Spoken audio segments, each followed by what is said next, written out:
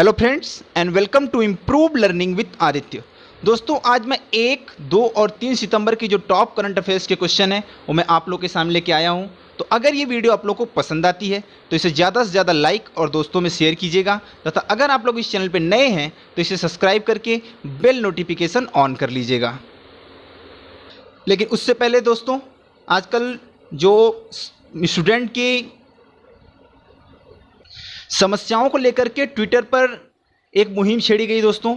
उसमें आपको क्या करना है कि अगर आपका ट्विटर पे अकाउंट है तो आपको एसएससी डिक्लेयर रिजल्ट तथा speak up for SSC railway student जाके वहाँ पे ट्वीट करना है। और अगर आप लोगों का अकाउंट नहीं है तो आप ट्विटर पे अकाउंट बनाइए और जाके वहाँ पे ट्वीट कीजिए, ज़्यादा से ज़्यादा ट्वीट कीजिए। अभी फ़िलहाल ये ट्रेंड में चल रहा है और इसका ही नतीजा है कि सरकार ने कुछ वैकेंसीज़ के जो थे उसके रिजल्ट घोषित कर दिए हैं। तो हम चाहते हैं कि ये जो मुहिम है ये आगे बढ़ती रहे, जिससे और भी जो दूसरे एग्ज़ाम हैं उन्हें सही टाइम पे कंडक्ट किया जा सके तथा उनका रिजल्ट आ सके, और जो धांधली होती है इन सब चीज़ों में उसे बंद कराया जा सके। दोस्तों इससे रिलेटेड मैं एक वीडियो पहले बना चुका हूं, तो अगर आपने वो वीडियो नहीं देखी है तो उसका मैं लिंक डिस्क्रिप्शन बॉक्स में डाल दूंगा, वहाँ से देख लीजिएगा। चलिए हम आज के पहले क्वेश्चन की तरफ चलते हैं। दोस्तों हमारा पहला क्वेश्चन है कि अभी हाल ही में विश्व नारियल दिवस कब मनाया गया है। तो दोस्तों अभी हाल ही में विश्व नारियल दिवस मनाया गया है 2 सितंबर को। हमारा अगला क्वेश्चन है कि अभी हाल ही में लोकसभा के सचिव के रूप में किसे नियुक्त किया गया है। तो दोस्तों अभी हाल ही में लोकसभा के सचिव के रूप में नियुक्त किया गया है, जो पिक्चर में दिखाई दे रहे हैं यह उत्पल कुमार सिंह, और इन्हें ही अभी लोकसभा के सचिव के रूप में नियुक्त किया गया है। और दोस्तों ये बिहार के रिटायर्ड आईएएस हैं। अब लोकसभा से रिलेटेड मैं आपको कुछ महत्वपूर्ण तथ्य बता दूं तो इस समय लोकसभा में सबसे अधिक उम्र के जो सांसद हैं वो है लाल कृष्ण आडवाणी जी, जिनकी उम्र 87 ईयर है। दोस्तों बात करें सबसे कम उम्र की सांसद की तो वो हैं तेजस्वी सूर्या, जो कि दक्षिण बेंगलुरु सीट से बीजेपी के सांसद हैं। दोस्तों लोकसभा का सर्वप्रथम गठन 17 अप्रैल 1952 को हुआ था तथा इसका प्रथम सत्र 13 मई 1952 को स्टार्ट हुआ था। दोस्तों लोकसभा के प्रथम अध्यक्ष थे श्री जीबी मालवंकर जी। लोकसभा की बैठक के लिए कम से कम कुल सांसदों के 1/3 सदस्य लोकसभा में उपस्थित होने चाहिए। इसके अलावा लोकसभा अध्यक्ष की अनुपस्थिति में लोकसभा की कार्यवाही उपाध्यक्ष संभालता है तथा इन दोनों की अनुपस्थिति में इसकी जिम्मेदारी राष्ट्रपति के हाथ में होती है। दोस्तों वर्तमान के लोकसभा स्पीकर या अध्यक्ष की बात करें तो वह ओम बिरला। हमारा अगला क्वेश्चन है कि अभी हाल ही में हिंदुस्तान शिपयार्ड लिमिटेड अर्थात HSL के नए अध्यक्ष और प्रबंध निदेशक कौन चुने गए हैं। तो दोस्तों ये जो पिक्चर में दिखाई दे रहे हैं ये हैं हेमंत खत्री, और इन्हें ही अभी HSL अर्थात हिंदुस्तान शिपयार्ड लिमिटेड का नया अध्यक्ष और प्रबंध निदेशक नियुक्त किया गया है। हमारा अगला क्वेश्चन है कि अभी हाल ही में the big thoughts of little love नामक पुस्तक किसके द्वारा लिखी गई है। तो दोस्तों जो पिक्चर में दिखाई दे रहे हैं यह करण जौहर, और इनके ही द्वारा the big thoughts of little love पुस्तक लिखी गई है। हमारा अगला क्वेश्चन है कि अभी हाल ही में CBDT के अध्यक्ष का कार्यकाल 6 महीने और बढ़ा दिया गया, इनका क्या नाम है। तो दोस्तों ये जो पिक्चर में दिखाई दे रहे हैं यह प्रमोद चंद्र मोदी, और यही है वर्तमान में CBDT के अध्यक्ष, और इनका कार्यकाल अभी 6 महीने के लिए और बढ़ा दिया गया है।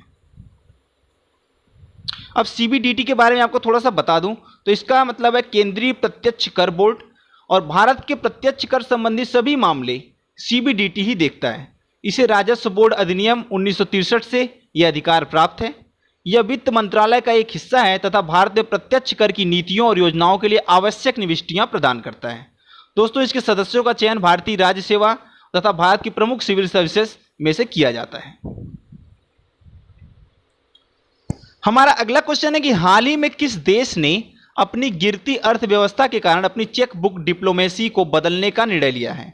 तो दोस्तों अभी सऊदी अरब ने अपनी गिरती अर्थव्यवस्था के कारण अपनी चेक बुक डिप्लोमेसी को बदलने का निर्णय लिया है। तो चलिए हम सबसे पहले सऊदी अरब के बारे में थोड़ा सा देख लेते हैं। दोस्तों सऊदी अरब की कैपिटल है रियाद, भाषा है उसकी अरबी, सरकार है इस्लामिक पूर्ण राजशाही, खादिम अल हरामीन शरीफ एन शाह सलमान है। युवराज हैं शहजादा मोहम्मद। मान्यता इसको मिली 20 मई 1927 को। और यहां की करेंसी है रियाल। हमारा अगला क्वेश्चन है कि अभी हाल ही में आसियान भारत व्यापार परिषद की बैठक में भारत की तरफ से प्रतिनिधित्व किसने किया? दोस्तों जो पिक्चर में दिखाई दे रहे हैं ये पीयूष गोयल, और इन्होंने अभी आसियान में भारत की तरफ से प्रतिनिधित्व किया है। तो चलिए हम सबसे पहले आसियान के बारे में देख लेते हैं। दोस्तों आसियान अर्थात association of south east Asian Nations. दोस्तों इसकी स्थापना हुई थी 8 अगस्त 1967 को। हेडक्वार्टर इसका है जकार्ता इंडोनेशिया में। इसके सदस्य देश हैं Thailand, Malaysia, Singapore, Philippines, Vietnam, Brunei, Myanmar, Cambodia तथा लाओस, ये इसके अस्थायी सदस्य हैं। हमारा अगला क्वेश्चन है कि अभी हाल ही में मुस्तफा अदीब किस देश के नए राष्ट्रपति प्रधानमंत्री नियुक्त हुए हैं? तो दोस्तों ये जो पिक्चर में दिखाई दे रहे हैं यही है मुस्तफा अदीब, और इन्हें अभी लेबनान का नया प्रधानमंत्री नियुक्त किया गया है। दोस्तों लेबनान में अभी हाल ही में जनता द्वारा और वहां की सेना द्वारा विद्रोह हुआ था, तो अभी लेबनान के नए प्रधानमंत्री बनाए गए हैं मुस्तफा अदीब। तो चलिए लेबनान के बारे में थोड़ा सा देख लेते हैं। लेबनान की कैपिटल है बेरूत। प्रधानमंत्री है मुस्तफा अदीब। फ्रांस से इसको स्वतंत्रता मिली थी 26 नवंबर 1941 को। मान्यता मिली इसको 22 नवंबर 1943 को, और करेंसी है यहाँ की लेबनान पाउंड। अगला क्वेश्चन हमारा है कि अभी हाल ही में क्रिकेट पर एक किताब the commonwealth of cricket all life long love affair with the most saturn and sophisticated game known to human and किसके द्वारा लिखी गई है? तो दोस्तों ये पुस्तक लिखी गई है रामचंद्र गुहा द्वारा, जो ये पिक्चर में दिखाई दे रहे हैं। अगला क्वेश्चन हमारा है कि हाल ही में दुनिया का सबसे बड़ा सोलर ट्री कहां स्थापित किया गया है? तो दोस्तों अभी दुनिया का सबसे बड़ा सोलर ट्री स्थापित किया गया है पश्चिम बंगाल में। इसके बारे में बताऊं तो CMERI ने दुनिया का सबसे बड़ा सोलर ट्री बनाया है, जिसे दुर्गापुर की में स्थापित किया गया है। इसकी कुल क्षमता है 11.5 किलोवाट पावर। अब बात करते हैं पश्चिम बंगाल की। तो पश्चिम बंगाल की कैपिटल है कोलकाता। मुख्यमंत्री है ममता बनर्जी। राज्यपाल है जगदीप धनखड़। विधानसभा में कुल सीटें हैं 295। स्थापना हुई थी इसकी 26 जनवरी 1950 को। अगर यहाँ के कुछ चर्चित पर्सनालिटीज की बात करें तो उसमें है नेताजी सुभाष चंद्र बोस, जगदीश चंद्र बसु, श्यामा प्रसाद मुखर्जी, राजा राम मोहन राय, स्वामी विवेकानंद, सौरव गांगुली, प्रणब मुखर्जी, रविन्द्रनाथ टैगोर, खुदीराम बोस। इसके अलावा और भी बहुत सारे वहाँ पे प्रसिद्ध पर्सनालिटीज ने जन्म लिया है। हमारा अगला क्वेश्चन है कि भारत के पहले खिलौना विनिर्माण क्लस्टर को कहां स्थापित किए जाने की योजना बनाई गई है? तो दोस्तों भारत के पहले खिलौना विनिर्माण क्लस्टर को कर्नाटक में स्थापित किए जाने की योजना बनाई गई है। तो चलिए हम सबसे पहले कर्नाटक के बारे में देख लेते हैं। कर्नाटक की कैपिटल है बेंगलुरु। मुख्यमंत्री है BS येदियुरप्पा। राज्यपाल है वजुभाई वाला। साक्षरता दर है 66.6%। कुल जनसंख्या का 83% वहां पे हिंदू हैं, 11% मुस्लिम हैं तथा शेष अन्य धर्मों के लोग हैं। अगला क्वेश्चन हमारा है कि हाल ही में मिंत्रा की नई ब्रांड एम्बेसडर कौन बनी है? तो दोस्तों ये पिक्चर में दिखाई दे रही है यही है कियारा आडवाणी, और इन्हें अभी मिंत्रा का नया ब्रांड एम्बेसडर नियुक्त किया गया है। तो चलिए सबसे पहले मिंत्रा के बारे में देख लेते हैं। मिंत्रा की स्थापना हुई थी 2007 में। इसके संस्थापक थे मुकेश बंसल, विनीत सक्सेना और आशुतोष लावनिया। CEO हैं अमर नागराम, और ये एक ई-कॉमर्स कंपनी है। और दोस्तों 2014 में मिंत्रा को फ्लिपकार्ट द्वारा अधिग्रहित कर लिया गया था। हमारा अगला क्वेश्चन है कि अभी हाल ही में किस स्पेस एजेंसी द्वारा पृथ्वी अवलोकन उपग्रह लॉन्च किया गया है? तो दोस्तों अभी अमेरिका की private space agency space x द्वारा पृथ्वी अवलोकन उपग्रह लॉन्च किया गया है। दोस्तों बात करें स्पेस एक्स की तो इसकी स्थापना हुई थी 6 मई 2002 को। हेडक्वार्टर इसका है कैलिफोर्निया US में। इसके प्रमुख हैं एलन मस्क, और ये एक एरोस्पेस एजेंसी है। हमारा अगला क्वेश्चन है कि 2021 में पहली बार साइकिलिंग शिखर सम्मेलन की मेजबानी कौन करेगा? तो दोस्तों साइकिल फेडरेशन ऑफ इंडिया 2021 में पहली बार साइकिलिंग शिखर सम्मेलन की मेजबानी करेगा। अगला क्वेश्चन हमारा है कि अभी हाल ही में प्रधानमंत्री मोदी द्वारा किस महीने को पोषण माह के रूप में मनाए जाने की घोषणा की गई है? तो दोस्तों सितंबर महीने को प्रधानमंत्री मोदी द्वारा पोषण माह के रूप में मनाए जाने की घोषणा की गई है। दोस्तों अब बात करें पोषण माह की, तो सितंबर महीने को पोषण माह के रूप में मनाया जाएगा। इसके तहत लोगों को कुपोषण मुक्त बनाने के साथ साथ प्रसव से पहले महिलाओं को स्वस्थ रहने तथा स्वस्थ खान पान के लिए भी जागरूक किया जाएगा। हमारा अगला क्वेश्चन है कि लद्दाख और लक्षद्वीप को one nation one ration card policy से जोड़ने के बाद अब कुल कितने राज्य या केंद्र शासित राज्य इस योजना द्वारा एक दूसरे से जुड़ गए हैं? तो दोस्तों कुल 26 राज्य या केंद्र शासित राज्य अब one nation one ration card योजना द्वारा जुड़ गए हैं। अब आपको मैं इस योजना के बारे में बता दूं तो one nation one ration card की सुविधा एक महत्वाकांक्षी योजना है। यह राष्ट्रीय खाद्य सुरक्षा अधिनियम 2013 के तहत शामिल सभी लाभार्थियों के खाद्य सुरक्षा अधिकारों को सुनिश्चित करने के लिए तथा खाद्य और सार्वजनिक वितरण विभाग का प्रयास है। चाहे कोई भी व्यक्ति जैसे किसी भी वो क्षेत्र में रह रहा हो, उसे उसी जगह से राशन कार्ड दिखाकर राशन प्राप्त कर सकता है वो, और इस योजना के तहत 5 किलो गेहूं या चावल उपलब्ध कराया जाएगा। हमारा अगला क्वेश्चन है कि कैम स्कैनर के विकल्प के रूप में किस आईआईटी के छात्रों ने AIR स्कैनर एप्लीकेशन को विकसित किया है? तो दोस्तों अभी आईआईटी बॉम्बे के छात्रों ने कैम स्कैनर के अल्टरनेटिव के रूप में ये AIR स्कैनर विकसित किया है। जो ऊपर दिखाई दे रहा है आपको, ये है कैम स्कैनर का लोगो, और ये है आईआईटी बॉम्बे के छात्रों द्वारा बनाया गया AIR स्कैनर। ये भी सारे काम वही करता है जो कैम स्कैनर करता है। अभी हाल ही में सरकार ने चाइनीज एप्लीकेशंस को बैन किया था, जिसके तहत कैम स्कैनर को भी बैन कर दिया गया था। तो उसके अल्टरनेटिव के रूप में आप कई सारे स्कैनर को यूज कर सकते हैं, जैसे एडोब स्कैनर है, डॉक्यूमेंट स्कैनर है। इसी तरह से भी आईआईटी बॉम्बे के छात्रों ने ये AIR स्कैनर बनाया है। हमारा अगला क्वेश्चन है कि अभी किस देश ने अपने पड़ोसी देश बेलारूस के साथ सभी संबंधों को खत्म कर दिया है? तो दोस्तों अभी यूक्रेन ने अपने पड़ोसी देश बेलारूस के साथ सभी संबंधों को खत्म कर दिया है। अब बात करते हैं हम सबसे पहले बेलारूस की। तो बेलारूस की कैपिटल है मिन्स्क, राजभाषा है बेलारूसी या रूसी, राष्ट्रपति हैं अलेक्जेंडर डुकानेको, प्रधानमंत्री हैं डिमित्री रुमास, और करेंसी है बेलारूसी रूबल। अब बात करते हैं यूक्रेन की। तो यूक्रेन की कैपिटल है कीव, राष्ट्रपति हैं पेट्रो पोरोशेंको, प्रधानमंत्री हैं बेलोडमिन ग्वेस्मन, और सोवियत संघ से इसे स्वतंत्रता मिली थी 24 अगस्त 1991 को। यहाँ की करेंसी है हिरीनिया। हमारा आज का अगला क्वेश्चन है कि अभी हाल ही में डूइंग बिजनेस इंडेक्स के प्रकाशन पर किसने रोक लगा दी है? तो अभी वर्ल्ड बैंक द्वारा ये डूइंग बिजनेस इंडेक्स के प्रकाशन पर रोक लगा दी गई है। तो अब इसे रोक लगाई इस पे वर्ल्ड बैंक ने। तो चलिए वर्ल्ड बैंक के बारे में थोड़ा सा देख लेते हैं। वर्ल्ड बैंक की स्थापना हुई थी जुलाई 1944 को। इसके प्रमुख हैं डेविड मालपास।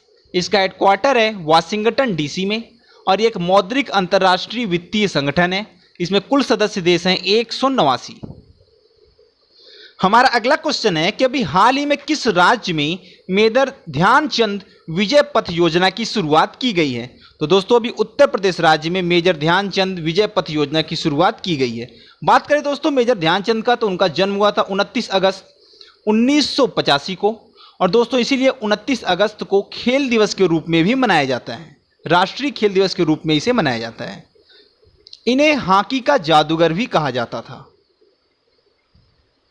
अब बात करते हैं हमें उत्तर प्रदेश की। तो इसकी कैपिटल है लखनऊ, मुख्यमंत्री है योगी आदित्यनाथ, राज्यपाल है आनंदीबेन पटेल, उच्च न्यायालय है प्रयागराज, उसकी खंडपीठ है लखनऊ, मुख्य न्यायाधीश हैं जस्टिस गोविंद माथुर, जनसंख्या है लगभग 22 से 23 करोड़, साक्षरता दर है 67.68%, पुरुष साक्षरता दर जिसमें है 77.28%, महिला साक्षरता दर है 57.18%, और ब्रिटिश काल में इसे यूनाइटेड प्रोविंस के नाम से भी जाना जाता था, जिसे 1950 में बदलकर उत्तर प्रदेश कर दिया गया। दोस्तों 19 नवंबर 2000 को उत्तर प्रदेश से विभाजित होकर उत्तराखंड एक नया राज्य बना। यहाँ पर सबसे ज़्यादा बोली जाने वाली जो बोली है वो है हिंदी, उसके बाद है उर्दू। दोस्तों उत्तराखंड, हिमाचल प्रदेश, बिहार, झारखंड, मध्य प्रदेश, छत्तीसगढ़, राजस्थान, हरियाणा और एक केंद्र शासित प्रदेश दिल्ली के साथ सहित कुल 9 राज्यों के साथ उत्तर प्रदेश अपनी सीमाएं बनाता है। अगला क्वेश्चन हमारा है कि अभी हाल ही में भारत के 13वें राष्ट्रपति के रूप में सेवा करने वाले प्रणब मुखर्जी का देहांत हो गया, उन्हें किस साल भारत रत्न से सम्मानित किया गया था? तो दोस्तों ये जो पिक्चर में दिखाई दे रहे हैं ये हमारे पूर्व राष्ट्रपति प्रणब मुखर्जी जी, और इनका भी हाल ही में देहांत हुआ है। इन्हें 2019 में भारत रत्न से सम्मानित किया गया था।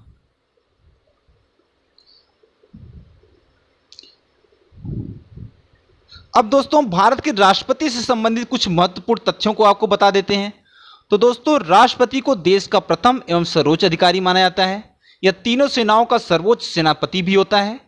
दोस्तों 52वां अनुच्छेद भारत के राष्ट्रपति का विवरण देता है, जबकि 53वें अनुच्छेद में राष्ट्रपति की कार्यकारी शक्तियां, 54वें अनुच्छेद में राष्ट्रपति का चुनाव, 55वें अनुच्छेद में राष्ट्रपति के चुनाव का तरीका, 56वें अनुच्छेद में राष्ट्रपति का कार्यकाल, 59वें अनुच्छेद में राष्ट्रपति पद के लिए शर्तें, 60वें अनुच्छेद में राष्ट्रपति द्वारा शपथ की प्रक्रिया, 61वें अनुच्छेद में राष्ट्रपति के विरुद्ध महाभियोग की प्रक्रिया, 72वें अनुच्छेद में राष्ट्रपति की क्षमादान की शक्ति, 74वें अनुच्छेद में राष्ट्रपति को सलाह एवं सहायता प्रदान करने के लिए मंत्रिपरिषद का गठन, 123वें अनुच्छेद में संसद के सत्रावसान के समय राष्ट्रपति को अध्यादेश जारी करने के लिए दी गई शक्तियों का वर्णन है, और 143वें अनुच्छेद में उच्चतम न्यायालय से परामर्श लेने की राष्ट्रपति की शक्तियों का वर्णन है।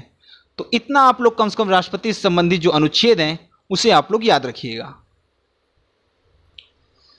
तो दोस्तों मुझे उम्मीद है कि ये वीडियो आप लोगों को पसंद आई होगी। दोस्तों एक बार फिर से मैं आप लोगों से कहूँगा, आप ट्विटर पे जाइए और सरकार जो छात्रों के साथ अनदेखी कर रही है उसके खिलाफ आप लोग ट्विटर पे जाकर एसएससी डिक्लेयर रिजल्ट और speak up for SSC railway student tweet को ज़्यादा से ज़्यादा कीजिए, और इसमें जो मुहिम चलाई जा रही है उसमें आप पार्टिसिपेट कीजिए, जिससे सरकार ज़्यादा नहीं तो कुछ तो स्टूडेंट्स के ऊपर ध्यान दे और जितने भी एग्ज़ाम्स हुए हैं उनका रिजल्ट जल्दी से जल्दी घोषित करे, और जो फॉर्म भराए जा चुके हैं उन एग्ज़ाम्स को तो पहले कंडक्ट करवाए।